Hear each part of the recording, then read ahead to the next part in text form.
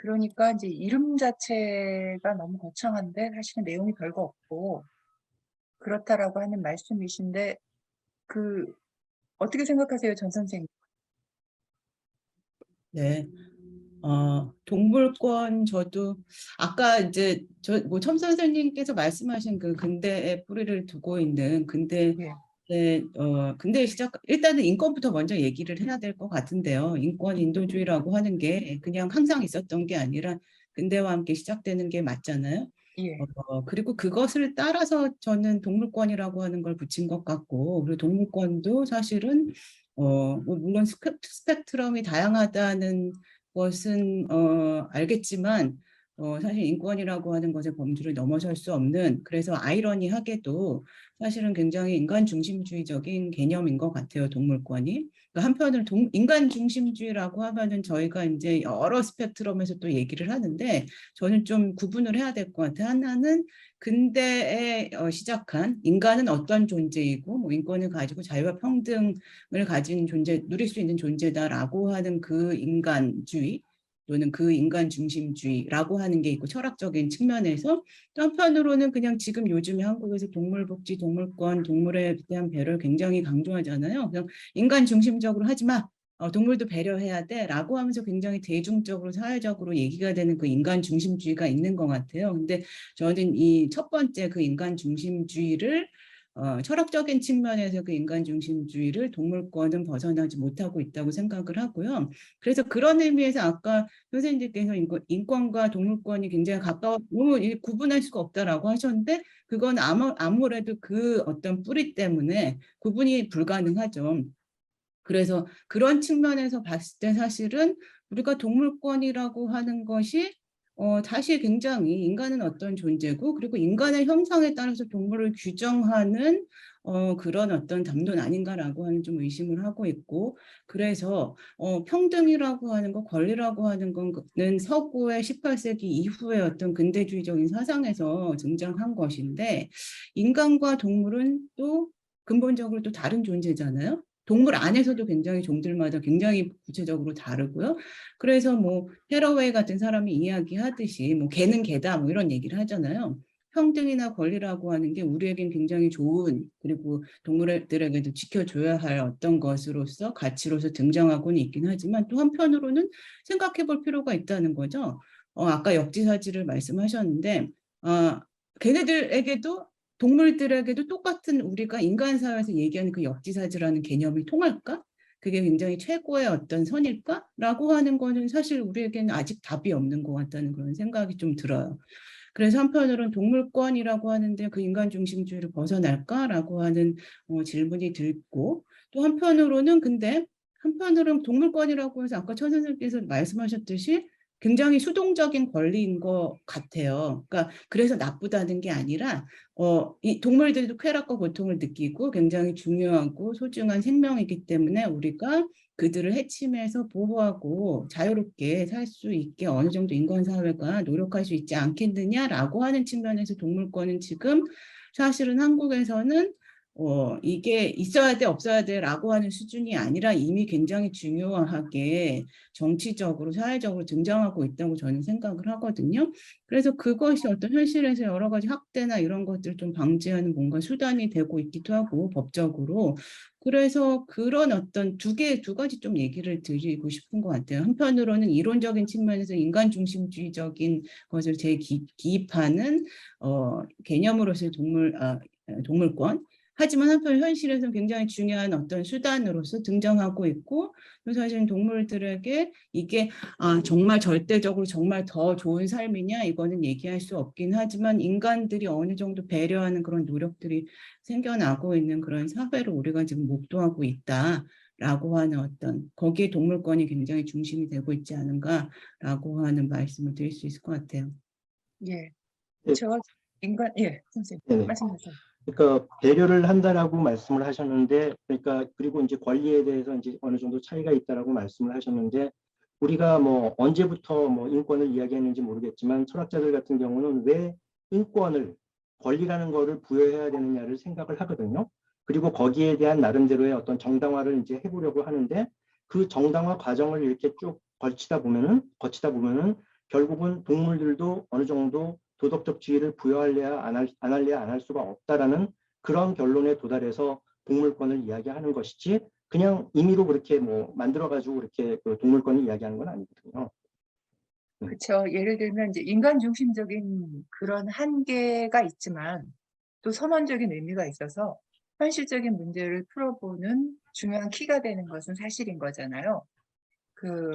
근데 이제 지금 이제 김성원 선생님으로 치면 모든 동물들에 대한 인간의 행위가 저는 죄책감을 가질 수밖에 없는 그런 현실이 분명히 있어서 하나하나 일단 풀어봤으면 좋겠어요. 기본적으로 그러니까 내가 동물과 맺는 관계를 통해서 이 동물에 대한 시각이 분명히 변하는 것들이 있고 어린 시절에 지금 현재 그 개나 고양이를 키우고 있는 사람들이 이 동물에 대해서 느끼는 것이 확실히 다른 것 같고 그 어느 정도로 가족 개념이 바뀔 정도로 다른 것 같아요. 예를 들면 저희 그 조카가 고등학교 1학년 때 그 집에서 얘하고 같이 그 집에 들어온 17년 전에 얘하고 같이 들어온 자연이라고 하는 강아지가 세상을 떴습니다. 근데 그 전에 저희 아버지가 돌아가셨는데 그 조카에게는 할아버지죠, 그죠? 할아버지가 돌아가셨을 때 눈물 한 방울도 흘리지 않던 애가 학교도 못 가고 그냥 통곡을 하는 거예요. 그러니까 그 엄마 아빠가 너무 당황을 한 거죠. 엄마 아빠도 강아지를 좋아하긴 하지만 애가 저렇게 통곡을 하는 걸 보고 저러다 애 죽겠다. 그래가지고 이 강아지를 그때 지금 그게 한 7, 8년 된 것 같은데 선산에 묻었습니다. 왜냐하면 장례식을 통해서 말하자면 슬픔에 대한 애도를 하고 쟤네들 이제 조상을 보러는 전혀 안 가는 애들이니까 강아지를 보러 가기 위해서 선산에 가게 되지 않겠느냐. 그래서 선산에 묻힌 자연입니다. 근데 보면 그 자연이가 세상을 떠났을 때 통곡하던 애들은 자연이가 정말 가까운 가족이죠. 그런데 할아버지는 가족이 아니에요. 이거는 일종의 의무로 들어오고 가족 순서에서 바깥에 밀리면서 상당히 관념적인 가족이고 여기 구체적인 가족이거든요. 근데 이것이 진짜 천 선생님 말씀하신 대로 한 10여 년 사이에 바뀐 엄청난 삶의 풍속도인 것 같습니다. 이 가족 개념이 변하는 것 같거든요. 어떻게 생각하세요? 일단 그러면은 예. 가족 얘기는 또 복잡한 얘기기는 한데 제가 가족에 예. 대해서 딱히 아는 바가 없어가지고 이제 이 가족이 가지고 있는 되게 억지스러움에 대해서 얘기를 하자면 또 이제 한나절이 걸릴 테니까요. 근데 그렇기는 예. 한데 이제 만약에 이런 어떤 같이 밥을 먹고 같은 공간에서 살고 관심을 서로 기울이고 그 질병이나 어떤 나쁜 상황들 또는 더 즐거움 같은 좋은 상황들을 같이 공유하는 굉장히 특별한 혈연을 가지고 있는 그 혈연 관계를 가지고 있는 사람들 가족이라고 한다면 이제 혈연은 그랬다면 이제 빠지는 거죠, 요즘 예. 가족에서. 예. 근데 그 안에 인제 이 음. 동물들이 들어간다는 게 이제 어떤 의미인가 이제 이 얘기들이 될 텐데 그러니까 왜 도대체 다 비슷한 얘기들 하세요. 그 사회학자 선생님들이나 저희 여성학 쪽 그 선생님들도 오셔 가지고 "나는 정말로 부모님 돌아가셨을 때보다 강아지가 죽었을 때 더 슬프더라." 근데 그게 과연 그러니까 비교가 꼭 돼야만 하는가 하는 거는 이제 좀 또 다른 문제인 것 같아요. 동물하고 인간하고의 맺는 관계들은 저는 인간하고 맺는 관계하고 또 쪼끔 다르다고 생각하거든요. 그러니까 그 다른 관계를 반드시 인간관계하고 비교할 필요는 없고 이건 이것대로 또 존중을 해 줘야 되는 건데 이제 그게 이제 우리가 표현하는 방식이라든가 장례를 하는 방식이라든가 이런 게 인제 그전에 우리가 가지고 있던 문화 안에서 해결을 해야 되기 때문에 그게 인제 사람하고 비교가 되는 요런 지점들이 좀 있는 것 같기는 합니다. 근데 위로를 받는다든가 아니면은 이제 따뜻함을 받는다든가 하는 게 인간관계에서 못 받기 때문에 동물에서 받는 것은 아니라고 생각해요, 다만. 음.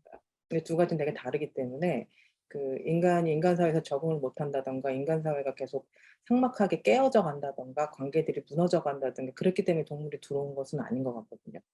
저희가 이제 역사적으로 파악하고 있기에는 그 우리하고 그런 관계를 맺을 수 있는 동물들은 사실은 동물 종은 크게 문제는 없다고 생각하거든요. 근데 그래도 그나마 조금 더 그런 능력들이 있는 동물들이 인간의 주위에서 살아남았고 그런 관계들을 계속 발전을 시켜왔던 동물들이 지금 현재 우리가 보고 있는 반려동물이라고 부르는 동물들인데 얘네들은 이제 생물학적으로도 조금 더 그런 능력들이 있었다고 봐야 되는 거죠.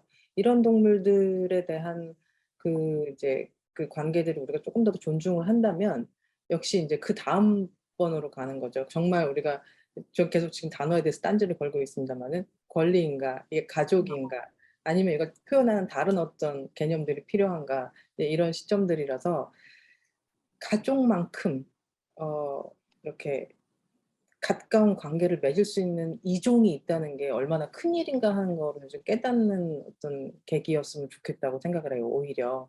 이게 가족으로 들어왔다는 거에서 우리가 가지고 있는 가족의 의미에서 얘네들을 포함시켜 생각하는 게 아니라 다른 종류의 전혀 다른 종의 어떤 존재들하고 더 특별한 관계들을 맺을 수 있는 가능성에 대해서 얘기를 하는 지점이었으면 좋겠다고 생각을 합니다. 그렇게 되면 우리가 가지게 되는 다른 종류의 책임감들, 다른 종류의 의무들, 그다음에 사회 안에서 보자면 이제 다른 종류의 제도들 이런 것들이 이제 필요한 고런 시점에서 봤으면 오히려 더 좋겠습니다. 예. 그 특별한 관계라고 표현을 하셨는데 정말 애착 관계를 가질 수 있는 이제 생명들이라고 하면 그것에 대해서 어느 정도 그 뭔가를 보호해 줘야 되고 양쪽을 다 그렇게 해야 되는 것들이 있는 것 같아요. 근데 지금 이제 우리가 그 개나 고양이에 대해서 많은 사람들이 말하자면은 이제 관심을 갖고 있고 그런 부분들에 대해서 이 사람들로 인해서 또 어떤 의미에서는 그 진짜 아까 김성원 선생님 제시하신 남의 살을 묻는 것에 대해서 좀 그 확산 그걸 안 하는 것으로 방향성을 틀어갈 수 있는 꼭 그런 건 아니지만 그런 시작이 여기에 있지 않을까 싶어요. 왜냐하면 우리가 내가 아이를 키우는 부모들이 아이 문제에 대해서 관심을 가지면서 네, 거기서부터 시작하는 것들이 많은 것처럼 그런 부분들이 분명히 있다는 생각이 들어요. 근데 이제 현행법상 보게 되면 놀랐어요. 이 민법상 우리가 키우고 있는 개나 고양이가 물건이랍니다. 아셨어요? 물건이고 그리고 내가 키우고 있는 강아지를 누군가가 이렇게 이제 상처를 입혔을 때 이 내가 보상받을 수 있는 권리가 이 재물손괴죄라고 합니다. 근데 이걸 좀 정리를 해야 되지 않을까? 너무나 사실은 뭐 법적인 게 뭐가 중요해라고 말씀하실 수 있는 부분들이 있을지 모르지만 이건 어떻게 봐야 될까요?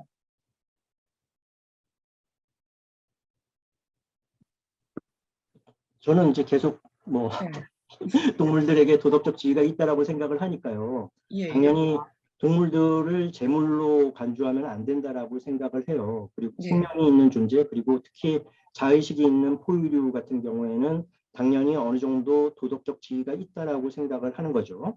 예, 근데 아무튼 불과 얼마 전까지만 하더라도 이제 뭐 애완동물이라는 표현을 썼잖아요. 그런데 예, 애완이라는 게 옆에다 두고 이제 가지고 논다라는 그런 어떤 그 뉘앙스를 주다 보니까 그런 표현을 쓰지 말고 반려동물이라고 바꾸자라고 해가지고 최근 들어가지고는 반려동물이라는 표현을 많이 쓰잖아요.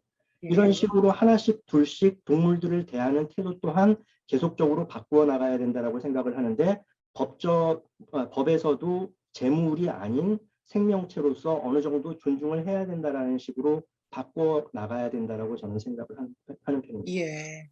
그쵸. 굉장히 중요하죠. 사실은 태도라고 하는 것이야말로 삶의 지향성이고 그 사람이 무엇을 보고 어디로 가고 있는가를 보여주는 어떤 것일 텐데 어,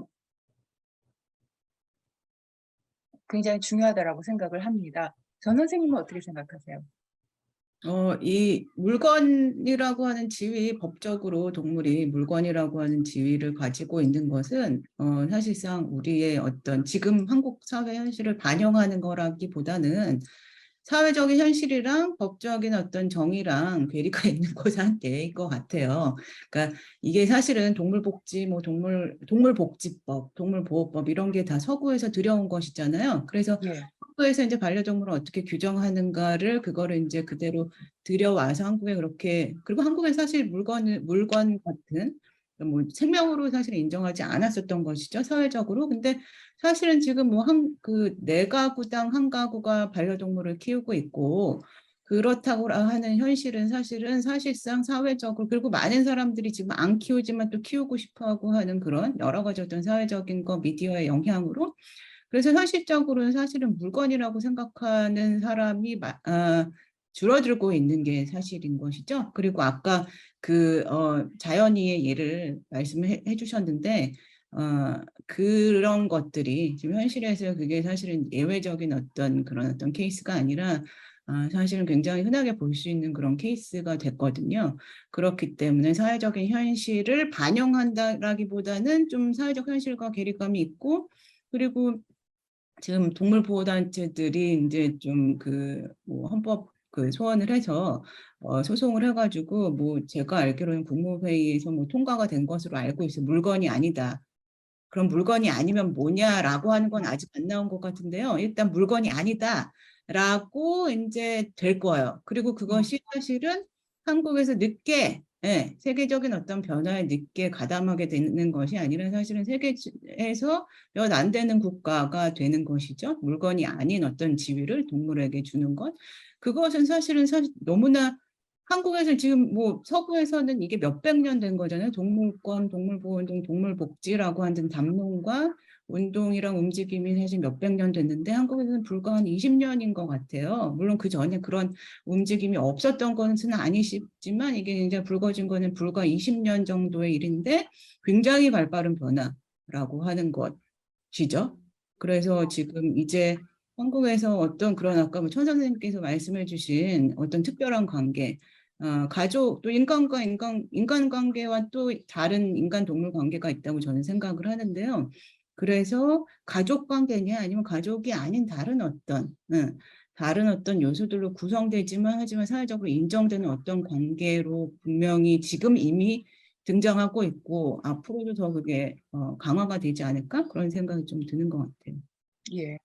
사실 뭐 가족 관계냐 아니면 아까 말씀하신 이제 특별한 관계냐라고 하는 개념 자체는, 가족 개념이라고 하는 것도 이 변할 수 있다라고 하는 걸 우리가 지난 몇십 년 동안 경험해 왔던 거잖아요. 그럼에도 불구하고 함께 사는 사람들이라고, 함께 사는 존재들이라고 하는 그런 측면에서 저는 뭐 가족으로 논의돼도 이상할 것이 없다는 생각이 들어요. 아까 천 선생님 말씀하신 대로 뭐 진짜 아프면, 그리고 뭐 감정적으로 서로 교류를 하고, 또 아프면 그것에 대해서 케어해 줄 수도 있고, 케어해 줄 수도 있는 것이 아니라 그거 내가 아픈 것보다 더 마음이 쓰이고 이러면서 그러는 관계라고 하면, 그걸 가족이 아니라고 하면 도대체 뭘 가족이라고 할 것일까 하는 생각이 들기도 하거든요. 그런데 이제 그럼에도 불구하고 우리가 그 소중한 관계 속에서 자기의 감정들의 모습들을 속일 수 없는 부분들이 있잖아요. 사실은 이제 그것이 나타나고 있는 아동학대라고 하는 것이, 보면 부모와 자식이라고 하는 가장 가까운 사이에서 일어난단 말이에요. 그것도 이전에 아동학대를 받았던 부모가 다시 그 사랑이라고 하면서 학대를 하는 그런 경우가 있는데, 동물도 마찬가지인 것 같아요. 말도 하지 못하고, 그다음에 스스로 권리도 주장할 수 없는 이런 동물들이, 이 동물 학대도 사실은 중요하게 우리가 살펴봐야 되는 문제인 것 같거든요.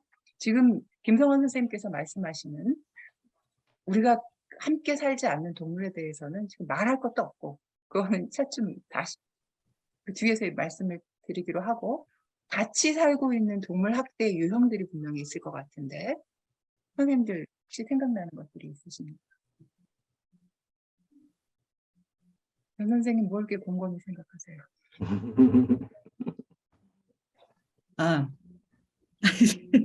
아니 제가 생각나는 학대 유형, 뭐 이거는 그냥 언론에서 다 얘기들이 많이 나오는 그런 학대밖에 저는 이제 생각이 안 나는데 저는 그 생각을 하고 있었어요. 사실은 먼저 학대부터 얘기를 하고 얘기해야 될 것 같긴 한데 우리가 어떤 애정 관계, 그러니까 아까 예. 선생님 말씀하셨잖아요. 반려동물들을 많이 키우고 이것이 어떤 실제적인 변화, 동물에 대한 어떤 동물의 어떤 사회적인 도덕적인 위치도 더욱 강화하고 그럴 수 있는 어떤 디딤돌이 되지 않을까. 우리가 어떤 실제적인 경험과 관계를 통해서 그렇게 말씀하셨는데 저는 살짝 그것에 대해서 조금 어떤 유보감 또는 회의감이라고 하는 게 들어요. 그거는 우리가 애정 관계들이 강화가 된다고 해서 폭력이라고 하는 거, 학대라고 하는 거 없어지는 것은 아니라는 생각이 들거든요. 인간 예. 사회의 여러 가지 현실들을 봤을 때,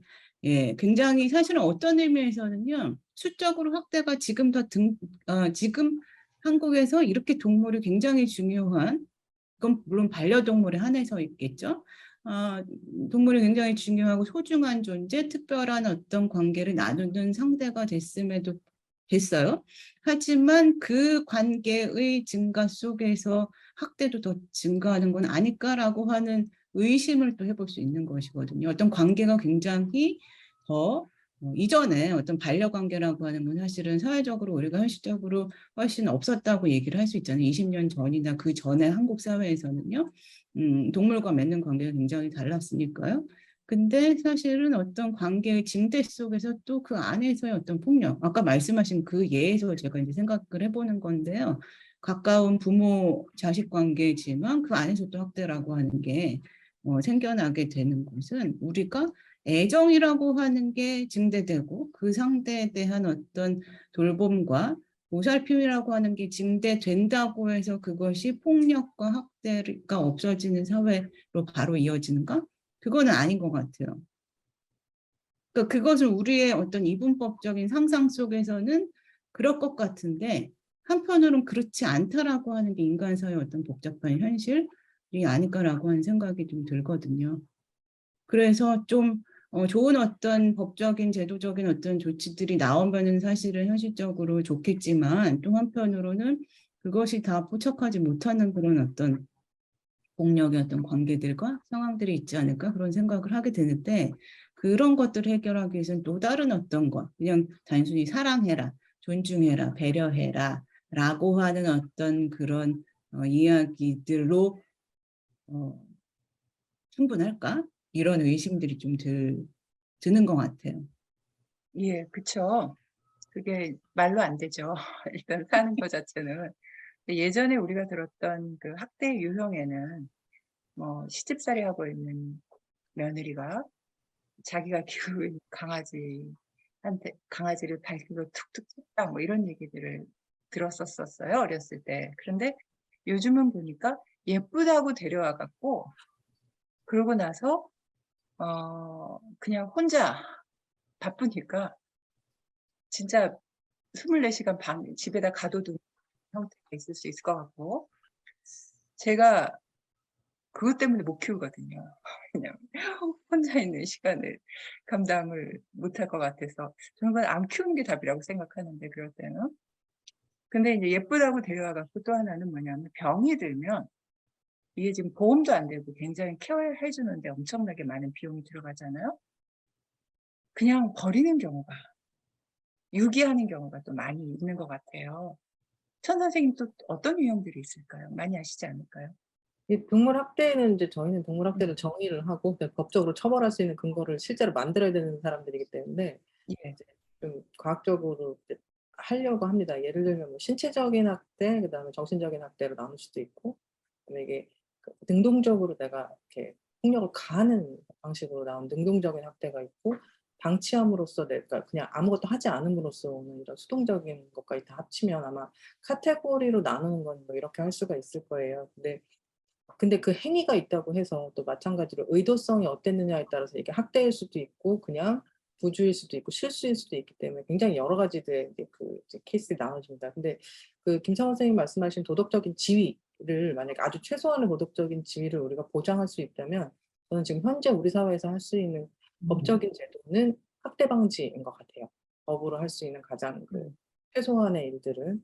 예전에 제가 독일에 있을 때 되게 재미있는 뉴스를 초반에 이제 유학 초기에 이제 접했었는데 동물 학대 신고가 이제 들어와서 그 학대를 감시하는 관리죠. 관청의 사람이 나간 거예요. 근데 어떤 케이스였냐면 그 돼지 농장에서 돼지가 다리를 다쳤어요. 그래서 골절이 된 상태에서 다리를 질질 끄는데 주인이 그걸 치료하지 않았어요. 치료를 하거나 혹은 일찍 도살을 한다거나 해가지고 이제 그 고통을 끝내줘야 하는데 그러지 않고 그걸 방치를 한 상태에서 키우고 있다고 신고가 들어간 거예요.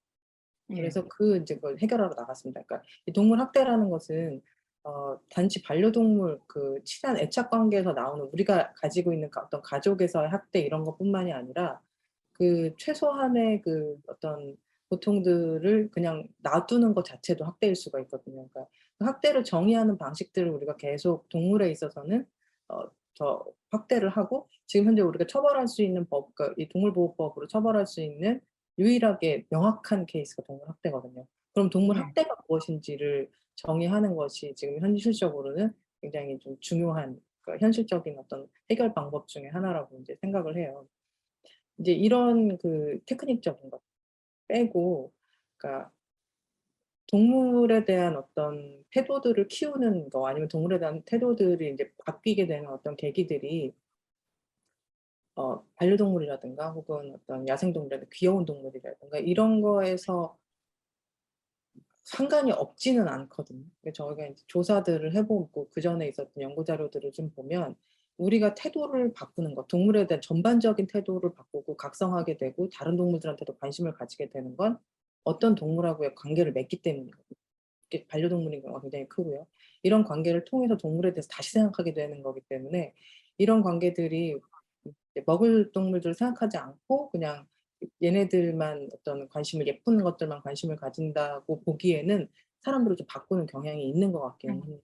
그래서 그것들도 되게 어디서 시작하느냐의 그 포인트들이 반려동물이 된다고 해서 저희가 그거를 이제 저기할 필요는 없을 것 같아요. 그러니까 이게 의미가 없다고 얘기하기는 상당히 좀 어려울 것 같기도 하고 학대도 마찬가지인 게 이제 동물을 학대하는 사람들이 그 사람에게도 범죄를 저지른다는 어 그렇죠. 인과성은 확인되지 않았으나 확률적으로는 확인이 되어 있는 이런 사건들도 근데 인과성이 확인되지 않았다고 해서 확률적으로 높은데 그걸 막지 않아야 될 이유도 없거든요. 그거는 이제 여러 가지로 저희가 홍보 같은 걸 할 때는 굉장히 잘 써먹는 어떤 포인트이기는 합니다마는 그러니까 이것도 역시 확인되지는 않으나 같이 막을 수 있는 같이 막을 수 있는 이런 이제 것들이거든요. 요런 것들 포인트가 어디서 시작되느냐가 이 학대라는 키워드가 되게 중요한 키워드인 것 같아요.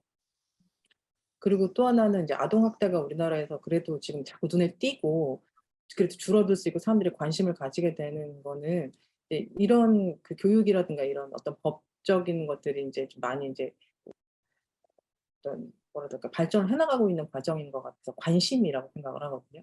그러니까 예를 들면 옛날에는 아이들이 만약에 속옷만 입고 바깥에 밤중에 나와 있으면 '아이 누구한테 혼나나 보다. 엄마한테 벌 받나 보다.' 이렇게 하고 지나갈 수도 있던 동네가 음. 지금은 데려다 보호하고 바로 경찰에 신고해 버리잖아요. 이런 과정들이 생겨난 게 있고 동물도 마찬가지인 것 같아요. 개가 짖는데 희한하게 짖는다. 뭔가 이상한 소리를 낸다라고 했을 때 바로 전화해서 "이거 동물 학대가 지금 벌어지고 있는 것 같습니다."라고 하는 이런 습관들, 이런 그 의식들, 인식들이 생겨나게 지금 되고 있는 단계인 것 같거든요. 그래서 이 포인트가 동물에 대한 모든 의식들을 바꾸고 관심들을 바꾸고 우리가 자각하게 되는 케이스에서 요 학대가 현실적으로는 되게 중요합니다. 인제 이게 철학적으로 다뤄지고 당연히 인제 어떤 다른 학문들로도 다뤄져야 될 부분들이긴 한데 예 되게 중요하다고 해서 말씀을 좀 드리고 싶습니다. 예. 정말 지금 말씀하신 대로 이 동물 아동 학대에 대해서 우리가 관심을 갖고 이제 동물 학대에 대해서 관심을 가지면서 그것이 이제 삶에 대한 어떤 태도에 대한 점검인 거잖아요. 그 반성인 거고 그런 건데 지금 선생님 얘기 제가 확 시선을 끌었던 게 뭐냐면 독일에서의 그 돼지 농장 얘기를 해 주셨어요. 그러니까 이렇게 우리가 먹는 동물들조차 사육되는 과정에 대해서 관심을 갖고 있는 게 그런 거네요, 선생님. 또 다른 예들이 있습니까?